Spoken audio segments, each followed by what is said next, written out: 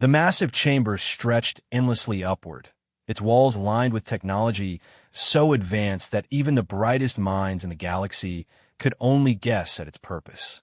Representatives from every major species in the Galactic Alliance stood in neat rows, their various forms creating a tapestry of biological diversity. Four-armed Vorthak warriors stood beside the crystalline Lumini, while the telepathic Zephyrians floated gently above the metallic floor. At the center of it all stood the scanner. Nobody knew who built it. The structure had been discovered on a dead world at the galaxy's edge, perfectly preserved despite being older than some civilizations. It was a monolithic arch of silver metal that seemed to bend light around itself, creating an unsettling visual effect that made observers' eyes water if they stared too long. Commander Vextor of the Krell Empire stepped forward first, his reptilian scales gleaming under the chamber's ethereal lighting. The Krell were known as the galaxy's finest warriors, bred for battle across 1,000 generations. Vextor had personally led the conquest of 17 star systems. If anyone could activate the scanner, it would be him. He approached with measured steps, each movement radiating the controlled power of an apex predator. The scanner remained silent, its surface reflecting nothing, absorbing everything. When Vextor reached the activation zone marked by ancient symbols on the floor, the air itself seemed to hold its breath. Then came a sound, a low, resonant hum that seemed to emerge from the very fabric of space. The scanner's surface rippled like liquid mercury, and for a moment, everyone thought it would finally respond. The rejection came swift and absolute. A pulse of red energy swept over Vextor, and though it didn't harm him physically, something in his eyes dimmed. He staggered backward, confusion replacing his usual confidence. Insufficient. A voice spoke, though it came from no visible source. It wasn't heard so much as felt, reverberating through bones and consciousness alike. Next, the Krell commander retreated, his pride shattered. Warriors who had never known defeat couldn't comprehend being found wanting by a mere machine. One by one, they came forward. The greatest champions, the most decorated soldiers, the warriors whose names were spoken in hushed reverence across star systems. The scanner rejected them all with the same dismissive pulse of crimson light, the same crushing verdict: insufficient. General Thyma of the Andromedans, who had single-handedly held the bastion of Kelos against a fleet of 10,000 ships, was dismissed without explanation. Master Zen of the warrior monks of Epsilon Eridani, whose martial prowess was considered divine by his people, received the same treatment. Even the synthetic warrior units of the collective, beings literally designed for perfect combat efficiency, were found lacking. Hours passed. The chamber grew heavy with disappointment and wounded pride. Dozens of the galaxy's finest warriors had been judged and rejected by technology they couldn't understand, for reasons they couldn't fathom. It was then that the human contingent arrived. They entered through the main portal almost apologetically, a small group compared to the grand delegations of other species. Humans were still newcomers to the galactic stage, having achieved faster-than-light travel only decades ago. Where other species measured their histories in millennia, humanity counted in centuries. Leading them was Admiral Sarah Chun, a woman whose graying hair and weathered face spoke of hard-won experience rather than genetic enhancement or life extension treatments. Beside her walked a younger man in his 30s, wearing the simple uniform of Earth's Colonial Defense Force. Nothing about him stood out. Average height, brown hair, unremarkable features. He looked almost embarrassed to be there. The other species barely noticed their arrival. Humans were considered clever but fragile, innovative but primitive. They had survived their first contact with the galactic community through diplomacy and quick thinking rather than military might. No one expected them to succeed where the galaxy's greatest warriors had failed. The scanner continued its judgment. A Rigelian berserker, genetically modified for unstoppable combat rage, approached with confident strides. The red pulse. Insufficient. A hive mind warrior collective from the Magellanic Clouds, sharing the combat experience of 1 billion individuals, received the same verdict. The chamber's mood grew increasingly desperate. If the scanner's purpose was to find a worthy warrior, it seemed the galaxy had none to offer. Admiral Chun observed each rejection with sharp eyes, making notes on a handheld device that seemed laughably primitive compared to the neural interfaces and holographic displays used by other species. The young man beside her, Lieutenant Colonel Marcus Webb, according to his name tag, watched with a mixture of fascination and growing unease. "Look at how it scans them," Webb murmured to Chun. "It's not just reading their physical capabilities." Chun nodded slightly. "It's looking for something specific, something none of them have." The procession of rejections continued. Warriors augmented with cybernetics, beings who could bend reality with their minds. Creatures evolved on high-gravity worlds with strength that could shatter stone. All were found insufficient. The Altarian delegation head turned to his aide. "This is pointless.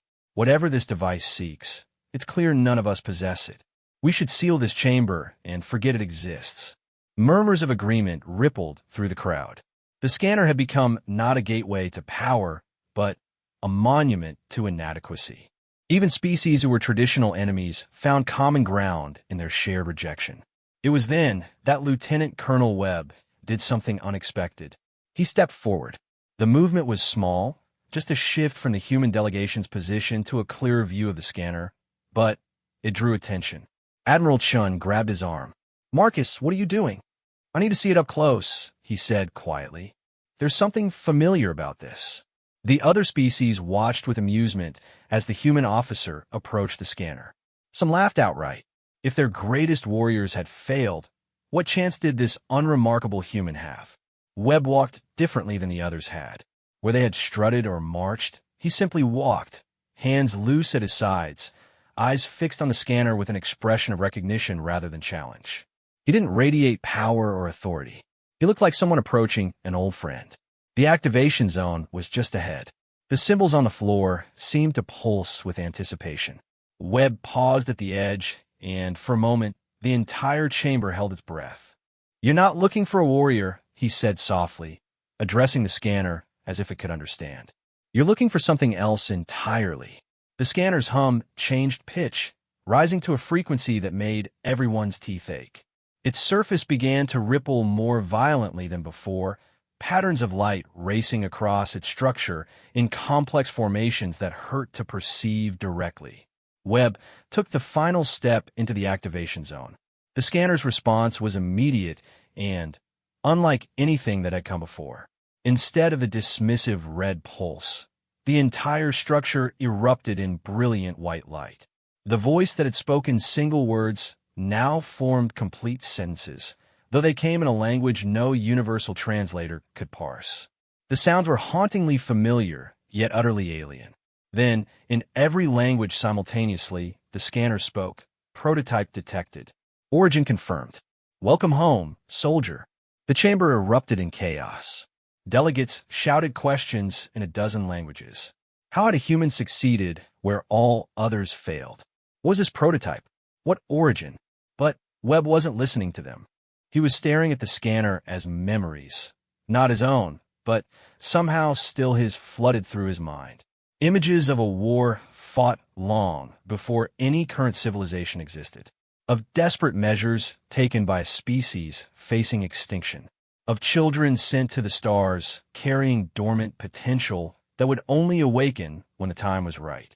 "My God," Admiral Chun breathed, reading her scanner's suddenly frantic displays. "Marcus, your genetic structure, it's changing." Webb looked at his hands as faint lines of light began to trace beneath his skin. He felt no pain, only a strange sense of coming home. The scanner pulsed again, and this time its light enveloped him completely. When the light faded, Webb still looked human, but something fundamental had changed. His eyes held depths that seemed to go on forever, and when he moved, reality seemed to bend subtly around him. The scanner's surface had changed too, displaying symbols that hurt to look at directly, symbols that somehow Webb could read. "It's not a scanner," he said, his voice carrying harmonics that hadn't been there before. "It's a lock, and I'm the key." The real question now was, a lock to what? And why had humanity been chosen to carry this key across eons of time? The assembled representatives of the galaxy's greatest civilizations suddenly looked very small indeed, as they began to realize that humanity's unremarkable appearance might have been the greatest deception in galactic history. The transformation of Marcus Webb sent shockwaves through the Galactic Alliance. Within hours, emergency sessions convened on 100 worlds. The mighty Krell Empire demanded answers. The collective's vast intelligence networks buzzed with theories.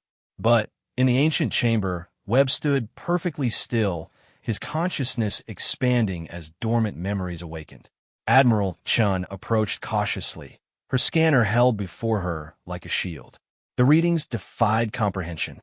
Webb's cellular structure was rewriting itself at the quantum level, yet somehow maintaining human form. Energy signatures that shouldn't exist in their universe pulsed through his body in rhythmic waves. "Marcus," she said softly, "can you hear me?" Webb turned to her, and Chun had to suppress a gasp. His eyes were no longer simply brown. They held swirling patterns like galaxies being born, depths that seemed to contain entire universes. When he spoke, his voice carried echoes of something ancient and vast. "I can hear everything," he replied. "The scanner, it's showing me what we were meant to become." Around them, the other species maintained careful distance. The Vorthak warriors had drawn their weapons, though they seemed unsure what good conventional arms would do. The telepathic Zephyrians had withdrawn entirely, their mental voices whispering of impossible things glimpsed in Webb's transformed consciousness. "Explain," demanded Vextor, the Krell commander who had first been rejected. His pride still stung from the dismissal. "What manner of deception is this? How can a human succeed where the galaxy's greatest warriors failed?" Webb turned to face him, and Vextor involuntarily stepped back. There was no hostility in the human's gaze, but power radiated from him, like heat from a star. "Because you misunderstood what it was looking for," Webb said. "You came as conquerors, as warriors shaped by evolution and enhancement to dominate through force. But the scanner wasn't built to find the strongest fighter. It was built to find the children of its creators." The revelation sent murmurs through the crowd. Several species historians frantically consulted their databases, searching for any reference to humanity in their ancient records. They found nothing, which only deepened the mystery. Webb walked back to the scanner, and as he approached, more of its surface came alive. Panels slid open, revealing interfaces that materialized from solid metal. Holographic displays sprouted from nothingness, showing star maps that predated current astronomical knowledge. "Long before any of your civilizations arose," Webb began, his hands moving over the controls with inherited knowledge, "there was another species. They called themselves the Architects. They were like us, like humans, in form, but they had evolved far beyond physical limitations. They could reshape matter with thought, travel between dimensions, create and destroy on a cosmic scale. The displays showed images that hurt to perceive directly, cities that existed in multiple dimensions simultaneously, ships that were more idea than substance, beings of such advanced nature that they appeared as geometric impossibilities. But even they were not immune to the universe's greatest law," Webb continued. "Everything ends. They saw their extinction coming, not through war or disaster, but through evolution itself. They had advanced so far that they were losing cohesion with physical reality. They were ascending whether they wanted to or not." A new display showed the Architect solution. Genetic templates, billions of them, each carrying dormant potential. Ships launched into the void, their cargo the future of a dying species. They couldn't stop their ascension, but they could ensure their legacy survived. They seeded thousands of worlds with genetic markers, hidden so deeply in the DNA that no amount of evolution would erase them. These markers would remain dormant until triggered by their technology. The scanner's one such trigger. "And Earth?" Admiral Chen asked, though she suspected the answer. "Earth was one of the last worlds they seeded," Webb confirmed. By then, their technique had been perfected. The genetic markers were so thoroughly integrated that the resulting species would be indistinguishable from natural evolution. Humans aren't descended from the architects. We are the architects, rebuilt from the ground up. The implications were staggering. Every human carried the dormant legacy of a transcendent civilization. But that raised even more questions. Why now? Asked the Altarian delegate. Why reveal this after so long? Webb's expression darkened. Because the scanner wasn't just a test. It's an alarm system. It was programmed to activate when certain conditions were met. When the threat that drove the architects to this extreme measure returned. The temperature in the chamber seemed to drop. Several species representatives exchanged worried glances. What threat? Vextor demanded. Webb waved his hand, and the scanner's displays shifted. They showed the galaxy, but not as current star charts depicted it. There were dark areas, vast sections where stars had simply ceased to be, and these dark zones were growing. The Devourers, Webb said simply, entities from outside our reality that feed on structured matter and energy. The architects fought them for eons, barely keeping them at bay. When they realized they would ascend before the war was won, they created us as their successors. The display zoomed in on one of the dark zones. For a moment, nothing was visible. Then, something moved in the darkness. It had no fixed form, seeming to exist as an absence rather than a presence. Where it touched, reality simply ceased. They're coming, Webb stated. The scanner detected their approach. That's why it activated. That's why it searched for someone carrying the architect genetic markers.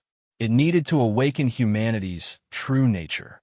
One human with fancy genetics won't stop something that could devour stars, scoffed the Regelian berserker. Webb smiled, and it was both sad and terrible. Not one human. All of us. He pressed a sequence on the scanner's controls. Across human space, on every world where humanity had settled, similar devices began to activate.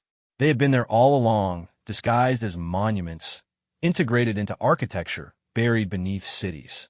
Each one began broadcasting the same signal that had transformed Webb. Every human carries the potential, he explained, but it requires conscious acceptance. Free will was one gift the architects made sure to preserve. We can choose to remain as we are, or accept our inheritance and become what we were designed to be. Admiral Chen's communicator erupted with reports. Earth, Mars, the colonies, everywhere, humans were experiencing the same revelation Webb had. Some transformed immediately, their dormant genetics awakening. Others resisted, frightened by the change. But the knowledge was spreading, and with it understanding. You're talking about transforming an entire species, the Zephyrian delegate whispered. The ethical implications, ethics become flexible when existence itself is threatened, Webb interrupted. But no one will be forced. The architects learned that lesson long ago. Power without choice becomes tyranny, even when used for good. He turned back to the scanner, which now showed detailed tactical data. The Devourers were closer than anyone had suspected. They moved through dimensions that normal sensors couldn't detect, approaching the galaxy like sharks sensing blood. We have perhaps a year, Webb announced. Maybe less. The scanner has provided blueprints for weapons and defenses, but they require architect abilities to construct and operate. Humanity must choose quickly. The gathered representatives erupted in debate. Some demanded access to the architect technology. Others questioned whether humanity could be trusted with such power. A few suggested that if humans were truly the architect's heirs, they should be placed in charge of galactic defense. Webb raised a hand, and silence fell. The gesture wasn't threatening, but carried such weight of authority that even the proudest warriors found themselves listening. We won't rule, he said firmly. The architects made that mistake once. Believing their superiority gave them the right to decide for others. If humanity accepts this transformation, we'll stand as defenders, not conquerors. The galaxy's diversity is its strength. We'll need every species, every perspective, every unique ability to survive what's coming. He looked directly at Vextor. The Krell's warrior culture will be essential. Your understanding of tactics and strategy surpasses ours. To the Zephyrian, your telepathic networks could coordinate defenses across vast distances. To each species representative, he offered recognition of their unique contributions. The scanner rejected you not because you were unworthy, but because you weren't what it specifically needed. But we'll need you all if we're going to survive. Slowly, the mood in the chamber shifted from suspicion to cautious hope. The threat was real. The scanner's displays made that terrifyingly clear. And if humanity truly had access to architect technology, show us, Vector said finally. Prove that you can do what you claim. Webb nodded. He turned to the scanner and placed both hands on its surface. The connection was immediate and overwhelming. Power flowed through him, not just energy but understanding. The accumulated knowledge of the architects flooded his consciousness. When he stepped back, reality rippled around him. With a gesture, he created a sphere of perfect darkness, a miniature demonstration of the Devourer's nature. Then, with another movement, he surrounded it with a lattice of light that contained and compressed it until it vanished. That was a billionth of their actual power, he said quietly. But the principle remains. They can be fought. They can be stopped. But not by any one species alone. Admiral Chen stepped forward. I need to return to Earth. The transformation process needs oversight. There will be panic, resistance, those who try to exploit the power for personal gain. Webb nodded. Go. I'll remain here to coordinate with the Alliance. The scanner has become a command center. It's connected to every architect artifact in the galaxy. We can track the Devourer's approach and begin preparing defenses. As delegations began to disperse, each racing back to their homeworlds with news that would reshape galactic civilization, Webb stood alone before the scanner. The transformation was still ongoing, each moment bringing new understanding, new capabilities, new responsibilities. He thought of Earth, of billions of humans facing the same choice he had. Some would embrace it immediately, others would refuse entirely. Most would fall somewhere between, accepting the power but struggling with its implications. The architects had planned well. They hadn't created weapons or soldiers. They had created humans, flawed, diverse, stubborn, adaptable humans. And now those very human qualities would determine whether their grand design succeeded or failed. In the darkness between galaxies, the Devourers sensed the awakening. They had waited eons for the architect's return, knowing that eventually the legacy would activate. What they hadn't expected was the form it would take. Not gods returning to reclaim their throne, but children learning to walk in their parents' footsteps. It was almost amusing in a cosmic sense. The Devourers began to move faster. Best to crush this resistance before it could properly organize. The war for reality itself was about to begin, and humanity, confused, frightened, newly awakened humanity, would stand at its center. The question was no longer whether they were worthy. The question was whether they were ready. Earth transformed overnight. Not physically. The cities still stood, the ocean still rolled, the sun still rose in the east. But humanity itself was changing, and, with it, the very fabric of human society. In New Tokyo, Dr. Kenji Nakamura was among the first to fully embrace the transformation. As the architect's signals washed over Earth's population, he felt the dormant parts of his genetic code awakening like flowers blooming in fast motion. Where others felt fear, he felt recognition. His laboratory became a beacon for those seeking to understand their new nature.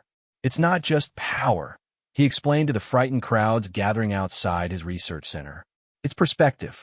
I can see the mathematical foundations of reality itself. The equations that govern existence are as clear to me as reading a children's book. To demonstrate, he reached out and touched a broken concrete pillar damaged in the panic of the first day. The matter flowed like water under his fingers, molecular bonds rearranging themselves according to his will. When he withdrew his hand, the pillars stood whole and stronger than before. But not everyone welcomed the change. In the American Midwest, entire communities rejected what they called the alien contamination. They formed isolation zones, using signal jammers to block the architect transmissions. Their leaders preached that humanity's purity was under attack, that accepting the transformation meant becoming something inhuman. We were born human, and will die human, shouted Reverend Marcus Stone to his congregation in Kansas. "This is a test of our faith, our resolve. Let others sell their souls for power. We choose to remain as God made us." The irony, of course, was that even resistance was part of the architect's design. Free will had been paramount in their planning. Humanity would choose its own path, even if that meant some would choose not to evolve.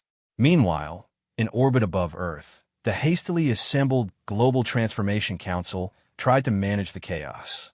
Representatives from every nation attended virtually, their forms flickering between baseline human and various stages of transformation.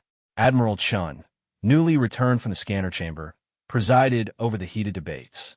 "We need order," insisted General Morrison of the North American Federation. "People are using these abilities without training, without understanding." Yesterday, a teenager in Detroit accidentally phased through 3 buildings before figuring out how to become solid again. "And would you have us regulate evolution itself?" countered Dr. Amara Okonkwo from the African Union. "This is humanity's birthright. Each person must find their own path to understanding." The arguments continued for hours, touching on every aspect of human society. How would governments function when citizens could manipulate matter? What happened to economic systems when scarcity became optional? How could laws apply to beings who could step between dimensions? But while Earth debated, the universe moved forward. On the Krell homeworld, Vextor stood before the Imperial Council, delivering his report on the scanner incident.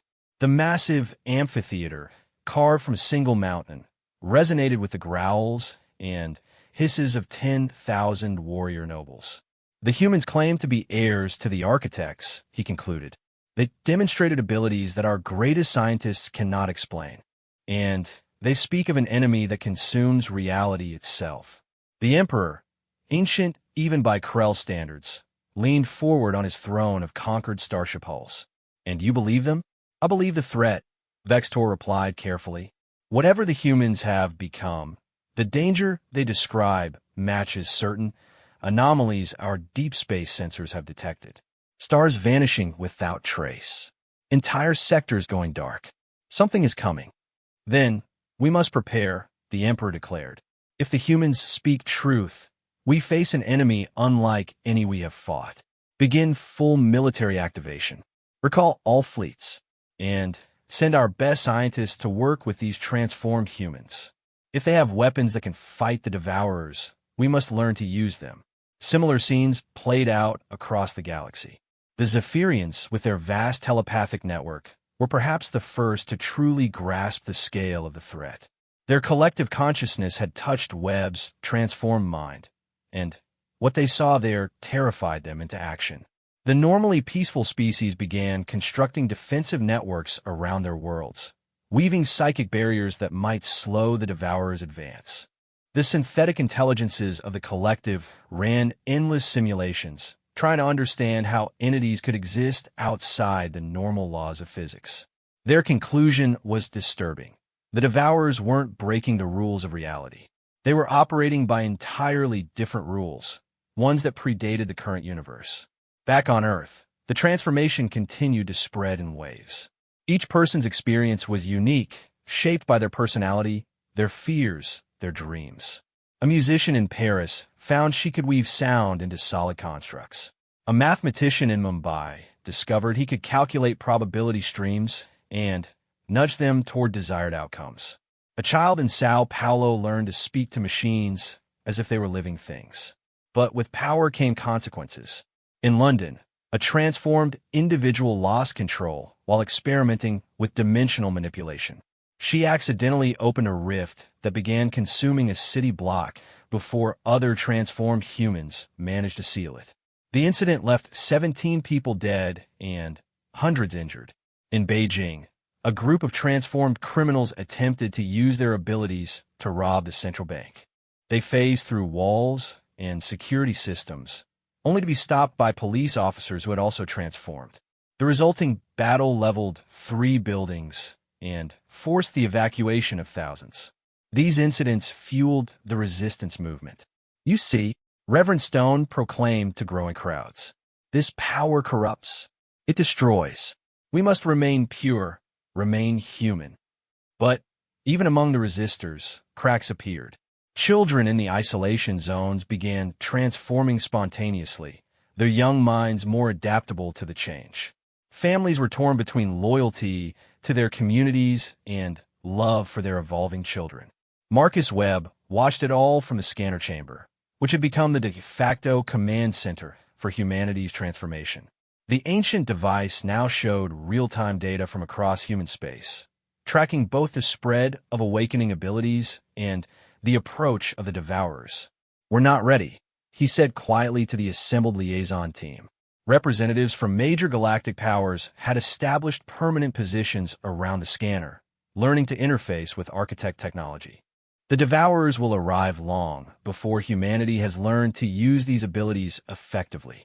"Then, we must accelerate the process," suggested Thyma, the Andromedan general who had also been rejected by the scanner.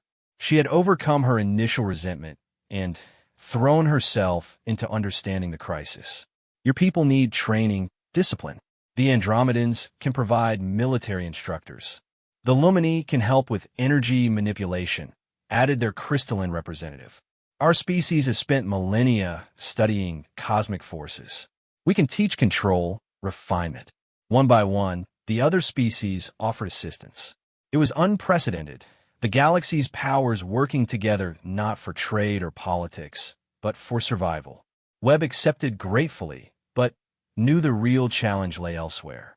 The architect's memories showed him truths that he hadn't yet shared. The Devourers weren't just mindless forces of destruction. They were intelligent, patient, and had spent eons learning from their last encounter with the architects. They would not make the same mistakes twice. An alarm pierced his thoughts. The scanner's displays flashed urgent warnings. In a system 300 light-years away, astronomers had reported an anomaly. Webb focused on the data, using his enhanced perception to parse information at superhuman speed. A star was dying, not burning out, not going nova, simply ceasing to exist.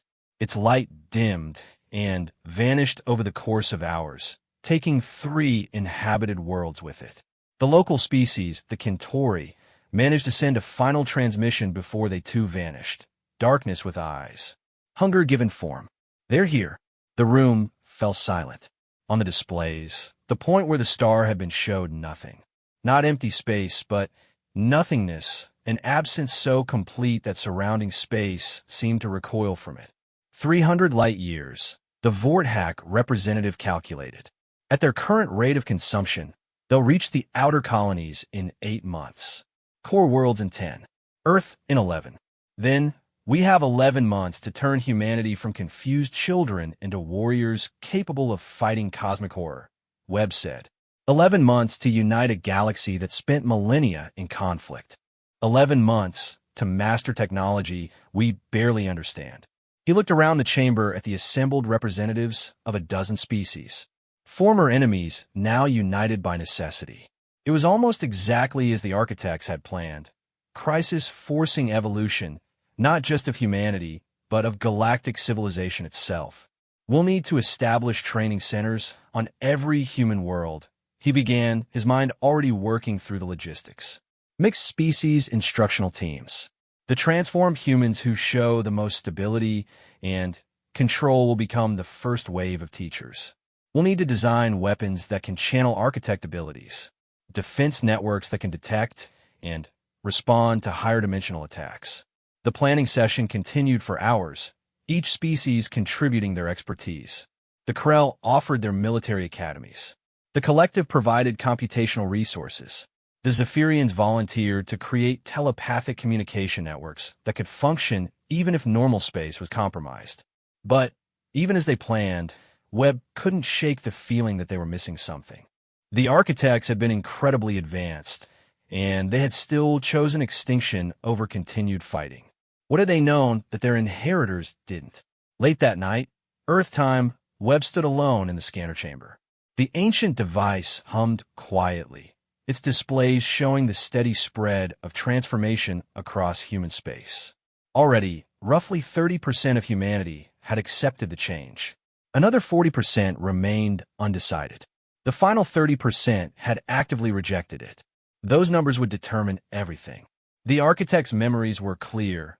Fighting the Devourers required not just power, but unity of purpose. Every transformed human was a node in a larger network, their combined abilities exponentially greater than the sum of their parts. But the network had gaps where the resistors stood, weaknesses the Devourers could exploit. Webb touched the scanner's surface, diving deep into its data streams. Somewhere in the vast archive of architect knowledge, there had to be answers. Why had they chosen this path? Why seed their legacy among primitive humans rather than their advanced allies? What was the key to victory that had eluded even them? Hours passed as he searched. Dawn broke over the chamber's location, though the light couldn't penetrate the ancient walls. And then, buried in a file marked with warnings in the architect language, he found it. The record of the architect's final battle. As he absorbed the information, Webb's transformed features went pale. The Devourers hadn't defeated the architects through strength. They had done something far worse. They had corrupted them, turned their own power against them, made them into weapons of consumption. The architects hadn't chosen ascension to escape death. They had chosen it to escape becoming the very thing they fought. And now that same choice loomed before humanity. Accept the power and risk corruption, or remain unchanged and face certain extinction.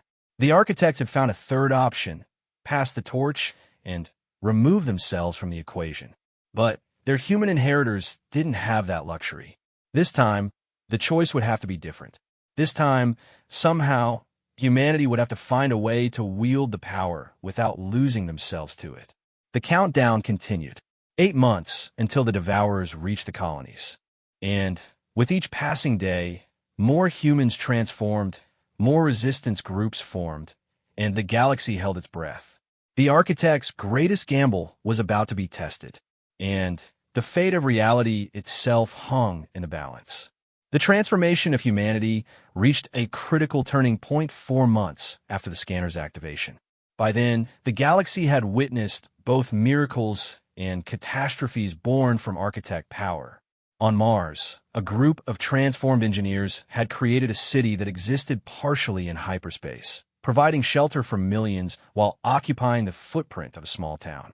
But on Europa, a misguided attempt to strengthen the moon's defenses had resulted in a resonance cascade that shattered half the ice shell, killing thousands.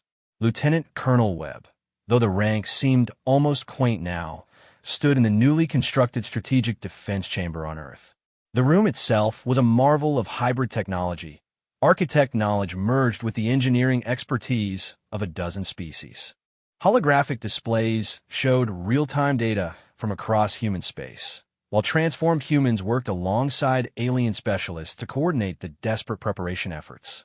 Report. Webb commanded, his voice carrying to every station simultaneously through dimensional harmonics. Dr. Nakamura, now serving as Earth's Chief Transformation Officer, materialized beside him, literally. His mastery of phase shifting had become legendary among the transformed. 57% of humanity has now accepted transformation. The rate is accelerating as more people see the necessity.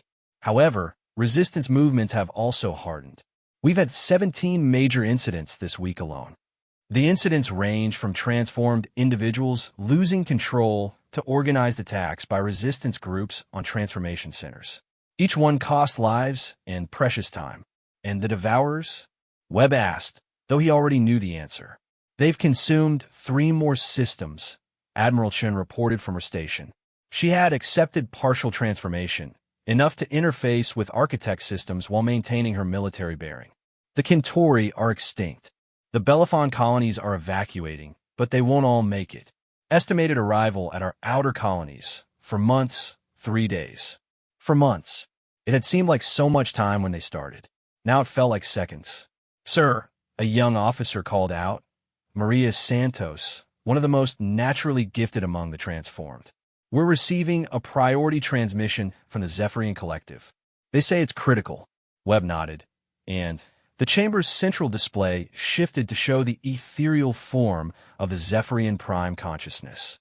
The telepathic being's usual serenity was notably absent. We have made a disturbing discovery, the Zephyrian began without preamble. Our deep mine probes have been analyzing the pattern of devourer attacks. They're not random. They're following specific routes, consuming particular systems while bypassing others of equal value. They're hunting, Webb realized, following traces of architect technology. Precisely. And their path leads directly through 17 critical systems before reaching Earth. But that is not the worst news.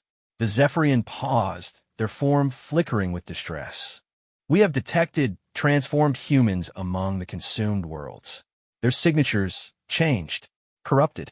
The Devourers are not simply destroying those with architect abilities. They are converting them. The chamber fell silent. This was the fear Webb had discovered in the ancient records, now confirmed. The Devourers didn't just consume.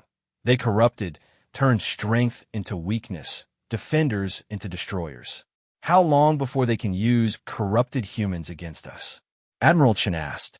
Unknown, the Zephyrian admitted. But we must assume they will learn quickly. The Devourers have had eons to prepare for the Architect's return. They will not waste the opportunity. After the transmission ended, Webb convened an emergency session with his core team. The war room was smaller, more secure, warded with both architect protections and conventional security. Here, the hardest truths could be spoken. We need to accelerate the timeline, Webb stated. Every transformed human in conquered territory becomes a weapon against us. We can't afford to wait for full preparation. The resistance movements won't accept that, Dr. Okonkwo pointed out. She had become Earth's liaison with the unmodified human populations. They're already calling us inhuman. If we push harder, we risk civil war. We risk worse than that, Maria Santos interjected. Her young face showed strain beyond her years. I've been analyzing the transformation patterns.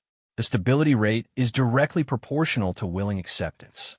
Forced transformations have a 60% chance of catastrophic failure. We push too hard, we'll create more problems than we solve. It was the same dilemma the architects had faced. Power required choice. Choice required time. Time was running out. There might be another way, a new voice said. Everyone turned to see Professor Elena Volkov, the elderly Russian scientist who had pioneered the integration of human and architect technologies. She walked with a cane, having accepted only minimal transformation. We've been thinking about this as an all-or-nothing proposition. But what if we could create a hybrid approach? She gestured, and the room's displays showed her proposal. Partial transformation networks. Humans who accept limited architect abilities, enough to contribute to defense, but not enough to risk corruption. They become support nodes, amplifying the fully transformed without becoming primary targets. It would weaken our overall capability, Webb mused, studying the projections.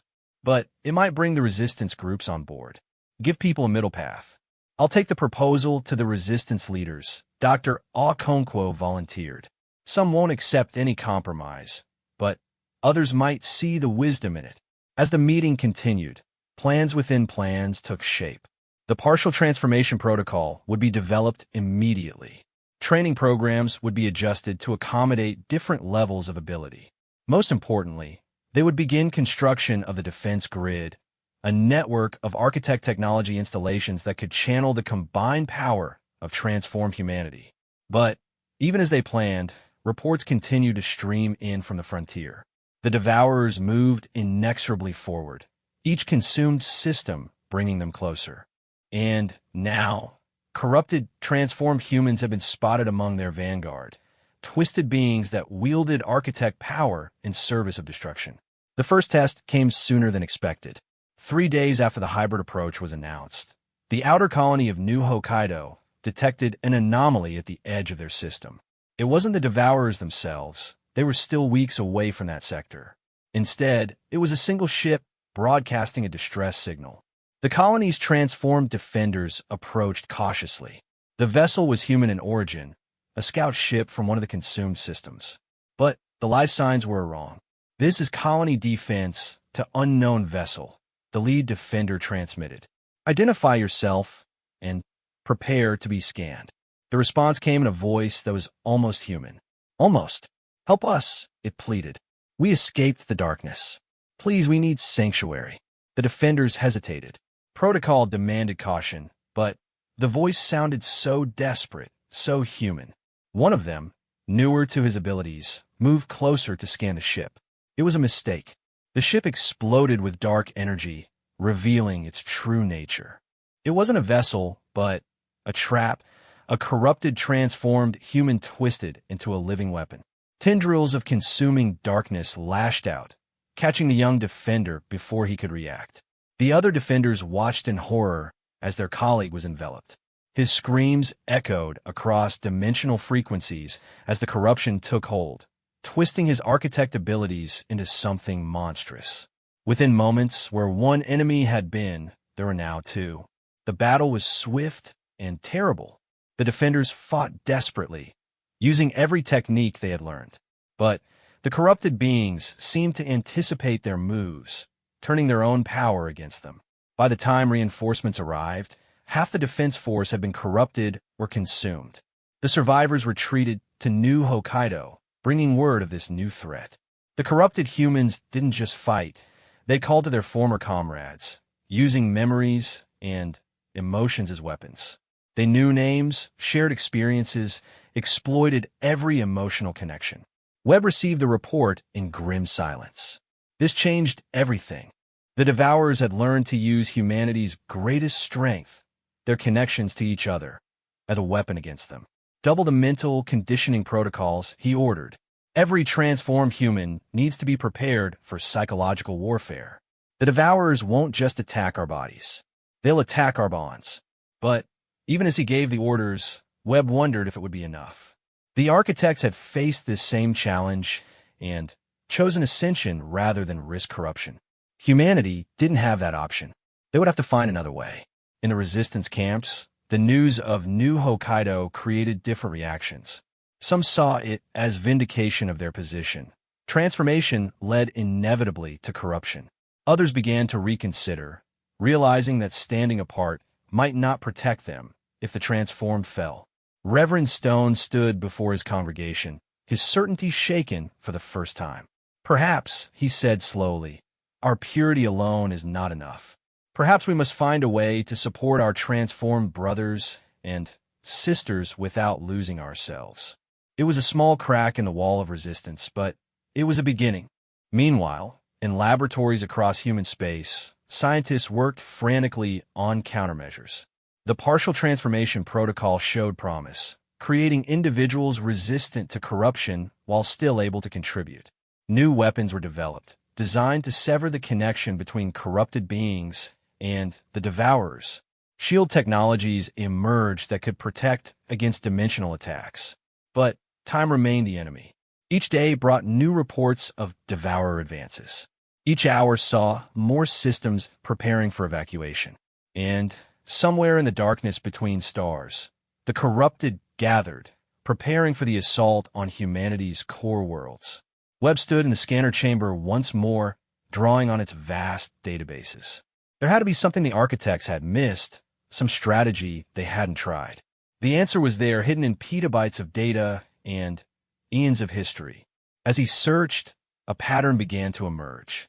The architects had always fought the Devourers as individuals, even when working together. Their ascension had been individual as well, each being choosing their moment to transcend. But humanity was different. For all their flaws and divisions, humans were fundamentally social creatures. Their strength came not from individual power, but from collective action. The defense grid was just the beginning. What if they could create something more? Not just a network of defensive installations, but a true collective consciousness that maintained individual identity, unity without loss of self? It was a dangerous path. The line between collective action and hive mind was thin, but as Webb delved deeper into the possibilities, he began to see a potential solution, not just to the immediate threat, but to the fundamental problem the architects had failed to solve. The Devourers fed on structured reality, on the patterns that gave the universe form. The architects, in their transcendent state, had become too structured, too perfect. They were like beacons to the hungry darkness. But humanity's chaotic nature Their ability to hold multiple contradictory ideas simultaneously, their messy and imperfect unity. That might be the key. Order from chaos, strength from diversity, victory from the very qualities that made humanity seem weak compared to other species. Webb smiled, expression both grim and hopeful. They had 4 months to turn theory into reality. 4 months to unite a divided species and forge them into something new. 4 months to prove that the architect's gamble had been worth it. The real war was about to begin, and humanity's greatest weakness might just become their salvation. The final months before the Devourers reached Earth's defensive perimeter passed in a blur of desperate preparation and small victories. The hybrid transformation protocol had succeeded beyond expectations, bringing 60% of the resistance movements into the fold. Reverend Stone himself had accepted partial transformation, his followers watching in awe as he demonstrated that one could wield architect power while maintaining human identity. "We are not abandoning our humanity," he preached to packed gatherings.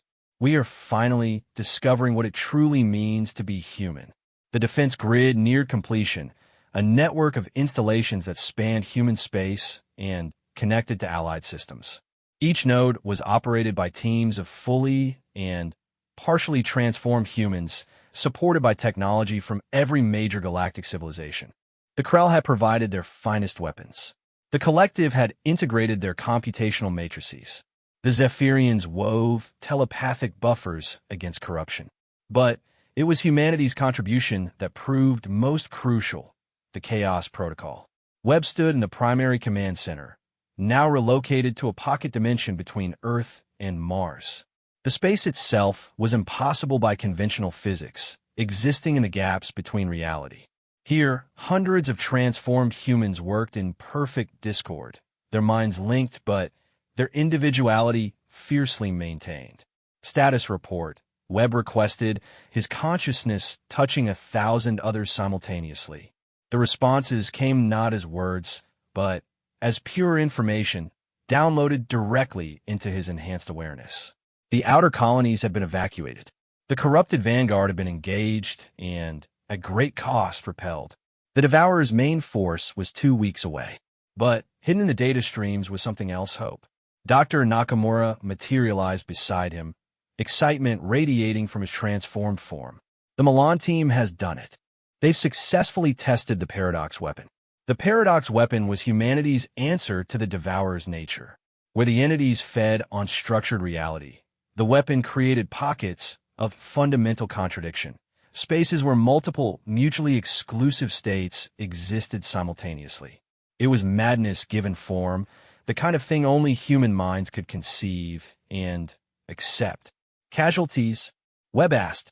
None. The operators reported mild headaches and a persistent feeling that Thursday comes after Saturday, but no permanent damage. It was the breakthrough they needed.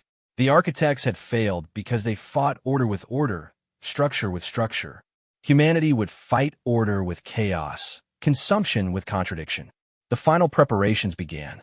Across human space, billions prepared for war. The fully transformed took their positions at critical nodes. The partially transformed manned support stations. Even the unmodified had roles to play, their unchanged humanity serving as anchors for those who ventured too deep into architect power. And then they came. The Devourers announced their arrival by consuming a star. The sun of the Proxima system, humanity's first extrasolar colony, dimmed and died in minutes. The colonists had long since evacuated, but watching their first stellar home vanish into nothingness struck a profound chord. This was no longer abstract threat. The enemy was here. From his command position, Webb perceived the Devourer's true form for the first time. They weren't ships or creatures in any conventional sense. They were wounds in reality, places where the fundamental laws of existence simply ceased to apply. They moved not through space, but around it, existing in dimensions that normal matter couldn't touch. And with them came the corrupted. Hundreds of transformed humans, twisted into weapons of consumption, spread out ahead of the main force. They sang as they came, voices carrying across impossible distances, calling to their former species with promises of unity in darkness. All stations implement Chaos Protocol, Webb commanded. Remember, they expect patterns. Give them paradox. The battle began unlike any in galactic history. Human defenders didn't form traditional battle lines. Instead, they created pockets of impossibility throughout the system. Here, gravity flowed upward. There, time moved in circles. A ship existed in 7 locations simultaneously. A planet phased between dimensions, present and absent in flickering succession. The Devourers, accustomed to consuming ordered reality, found themselves trying to digest contradictions. Like a virus attacking a system that constantly rewrote its own code, they struggled to find purchase. But they adapted quickly. Where chaos blocked them, they sent the corrupted. The twisted humans could navigate the paradoxes, their stolen architect abilities allowing them to bring order to chaos, and thus make it consumable. Maria Santos led the first direct engagement. Her squad of fully transformed humans met a corrupted strike team near Jupiter's orbit. The battle was as much mental as physical, reality bending and breaking around them. "Remember your anchors," she shouted across dimensional frequencies. "Remember who you are." The corrupted responded with weapons of memory. One of them had been her training partner, João Silva, transformed in the early days. His twisted form still wore his face, and when he spoke, it was with his voice. "Maria," he called, his tone perfectly mimicking the friend she remembered. "Why do you resist? We could be together again. All of us united. No more fear, no more doubt. Just perfect unity." For a moment, she wavered. The offer was seductive, especially coming from someone she trusted. But then she remembered Webb's teachings, the strength that came from imperfection. "Unity without choice is slavery," she replied. João chose to transform. He didn't choose to be consumed. "You're not him. You're just wearing his face."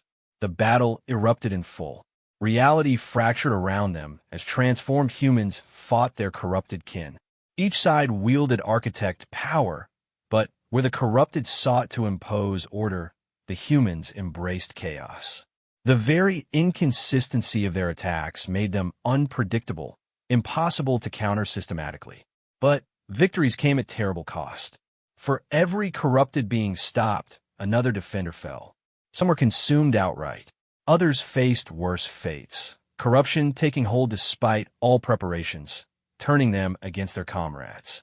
Webb watched it all from the command center, his consciousness spread across the entire defensive network. Through 1,000 eyes, he saw heroism and tragedy in equal measure. Through 1,000 minds, he felt the weight of command. "Sir," Admiral Chen's voice cut through the maelstrom. "The main Devourer force is moving.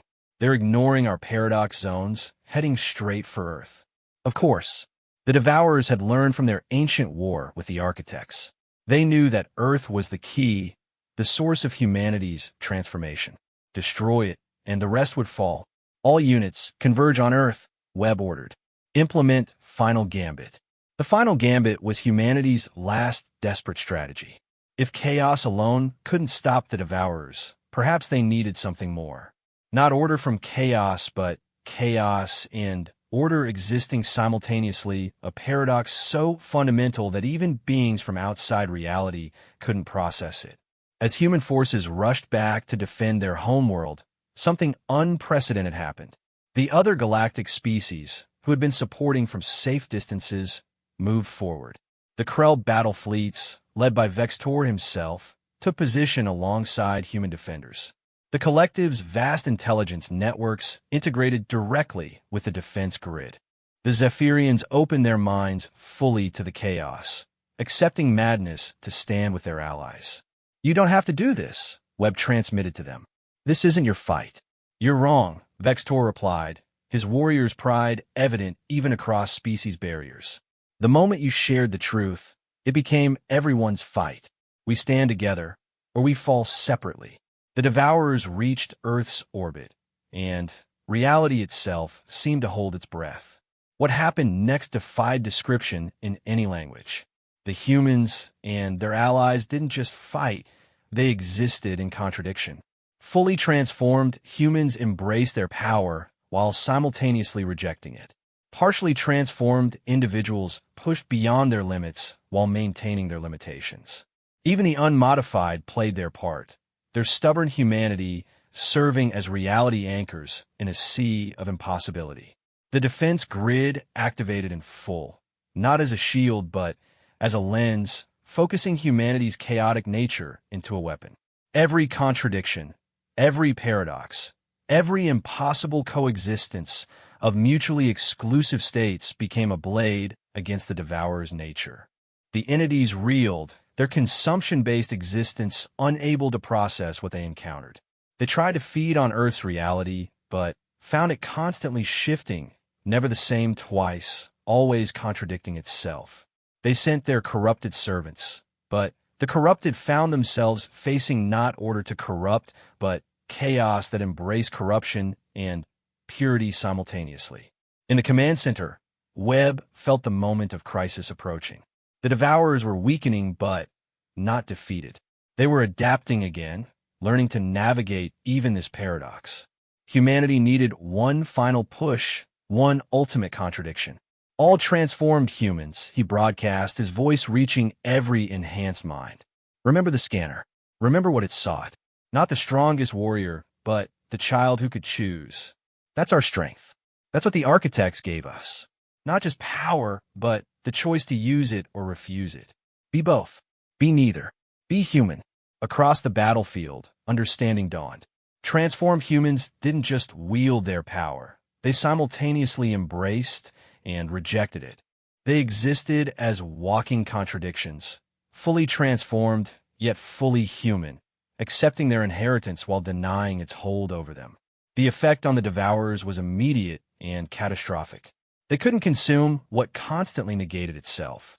They couldn't corrupt what was already willfully contradictory. They couldn't impose order on beings who made chaos and order dance together. One by one, the wounds in reality began to close. The Devourers retreated, not destroyed but repelled, forced back to whatever dimension they called home. The corrupted, freed from their influence, collapsed into themselves, their stolen forms finally finding peace. But victory came with revelation. As the last Devourer vanished, Webb understood the architects' true plan. They hadn't failed in their ancient war. They had learned that victory through power alone was impossible.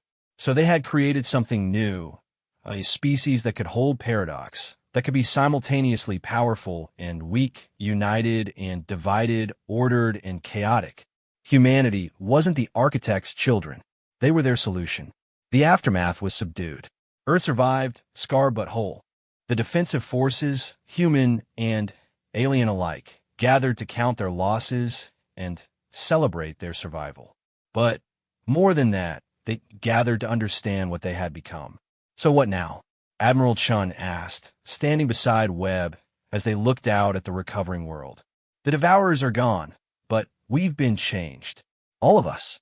Even those who never transformed carry the knowledge of what's possible. Webb smiled, the expression carrying weight of eons and hope of tomorrow. Now we do what humans have always done. We argue. We build. We explore. We make mistakes and learn from them. But we do it knowing what we're capable of, both good and bad. The scanner still stood in its chamber, silent now, its purpose fulfilled.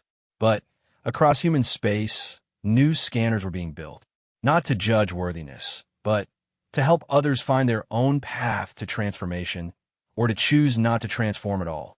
The galaxy had changed. Species that had remained separate for millennia now worked together, united by the shared experience of facing extinction. Humanity had given them more than victory. They had given them a new way of thinking, a comfort with contradiction that opened possibilities previously unimagined. Some humans returned to their normal lives, their transformation dormant, but ready if needed. Others pushed further into their abilities, exploring what it meant to be human and more than human simultaneously. The resistance movements evolved too, becoming voices of caution and conscience ensuring that power never overcame choice. And in the spaces between stars, where reality grew thin, watchers waited. The Devourers were not destroyed, merely repelled. They would return, eventually, as they always had. But humanity would be ready, not as perfect warriors or transcendent beings, but as themselves, contradictory, chaotic, stubbornly human.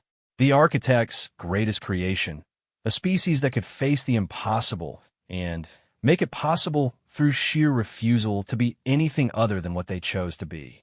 The scanner had sought not a warrior, but a paradox. And in humanity, it had found exactly what the universe needed. A species that could look at cosmic horror and respond with the most human of reactions. We'll figure it out as we go. The story of the Ninth Fleet and Earth's ultimatum had ended. But the story of humanity's place in the cosmos had just begun. And somewhere in the vast expanse of space, other scanners waited to be found, other tests to be faced, other impossible challenges to meet with humanity's greatest weapon. The power to be simultaneously ordinary and extraordinary, to embrace contradiction as strength, and to face the universe's greatest threats with diversity, creativity, and the unshakable belief that there's always another way. The prototype had been found, the origin confirmed, and the future, chaotic and uncertain and brilliantly human, stretched out before them like an unwritten page, waiting for humanity to inscribe their paradoxical mark upon the cosmos.